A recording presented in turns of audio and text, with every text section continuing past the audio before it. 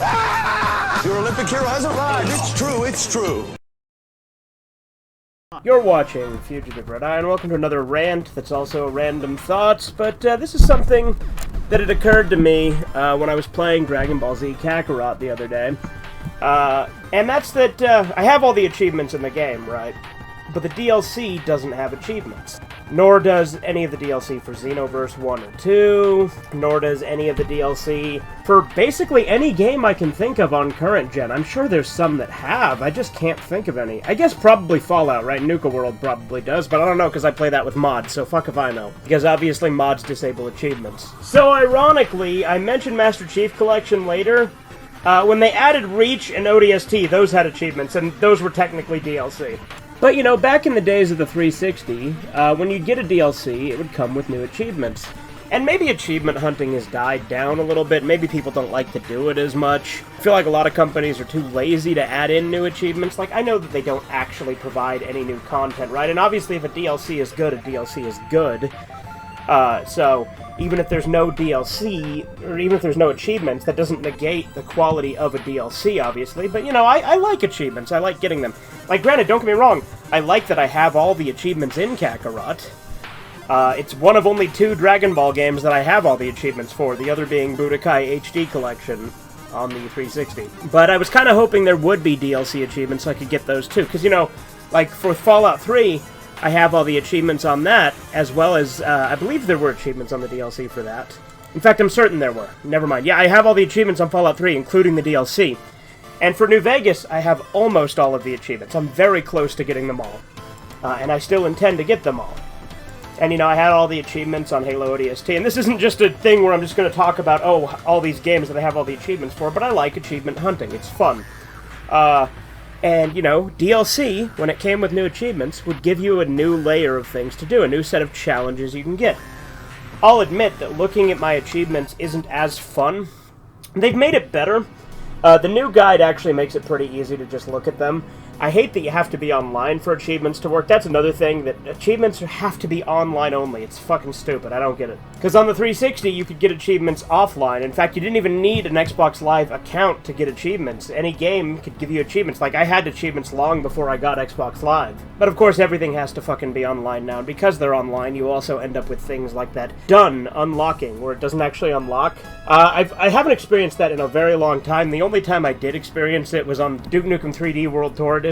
But luckily, I haven't run into that a lot. You know, also you run into games with just achievements that just won't unlock. The Master Chief Collection was notorious for this when it first came out. The achievements were awful on it. Like, a lot of them were bugged. I got several achievements I shouldn't have, and there's a few that I should have gotten but didn't. I mean, that's why with Master Chief Collection, they gave you ODST for free if you had it day one, because the game was a broken fucking mess day one that it came out. And then obviously they made it better over time. And well, it's true, I don't really buy DLC as much as I used to. In fact, I wasn't originally planning to get the DLC for Kakarot, because as you guys know, as I always say, I don't support Funimation. But I was able to rationalize it in that, you know, it's Bandai Namco that's the publisher.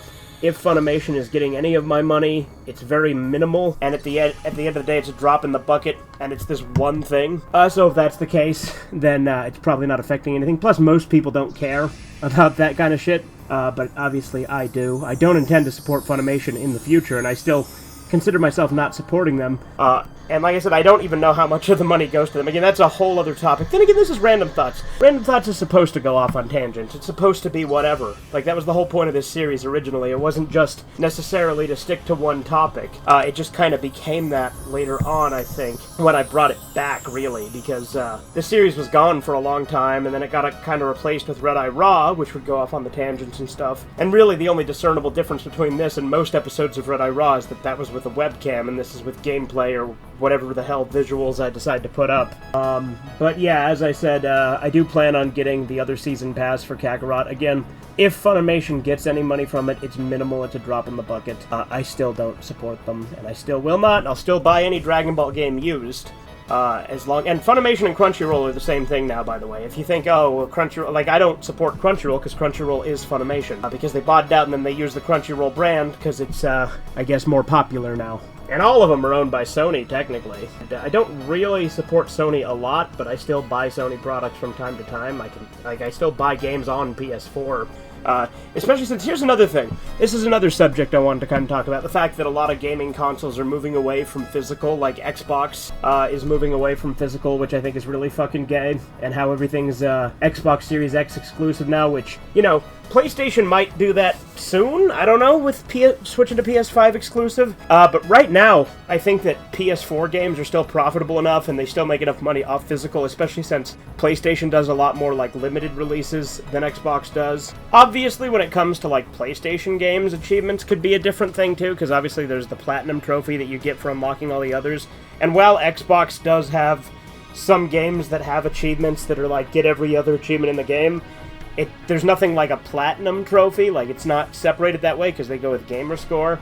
And when they do DLC with those, they have in the past added on stuff that, you know, don't count towards that. So, like, it has to be every original achievement. Or, like, with Halo 3, for instance, when it first came out, you had to get every achievement to unlock the katana.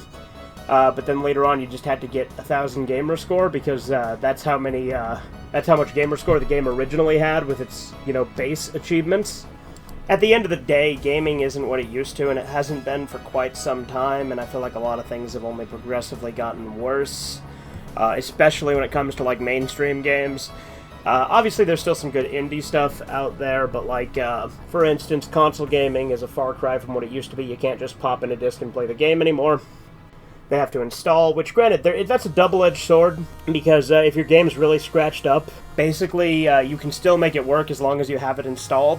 And the disc effectively just becomes like physical DRM, you know, just looking for a license on the disc. In fact, my Kakarot copy was actually kind of scuffed up a little bit after I cleaned it, and I actually had to stop it and start it with the installation several times to actually make it work, and then it eventually did.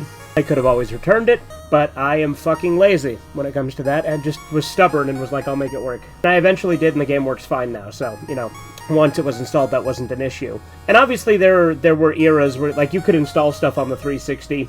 In fact, my Halo Reach was installed on my 360 back in the day, because my copy had a crack in it, so it couldn't read it properly if it was just actually trying to read the game. So I think I borrowed my brother's copy and installed that, and then was able to play it from my copy despite the crack. I think that's how it went. It was something to that effect. With PC gaming, physical discs have been phased out largely for a long time. Like, you can still find a few that will do physical releases every once in a while, but it's like a special thing now, whereas it used to be the norm. Everything has to use fucking launchers now, like Steam or GOG or Epic Games, maybe? Is that still around? I don't fucking know. But obviously that kind of shit can have all sorts of problems. I did a whole video on it when they announced it wasn't going to work with Windows 7, which, by the way, Steam still fucking works with my computer, so I guess that wasn't as much of an issue as they made it out to be, at least not yet. But yeah, obviously gaming isn't what it used to be. Console gaming largely isn't what it used to be, especially. But I really like achievement hunting, so I really wish at least DLC would have achievements. That's where we started, so now we've come all full circle, eh, Torque? Anyway, toodles. You take forever to say nothing. You fucking Mackay are all the same.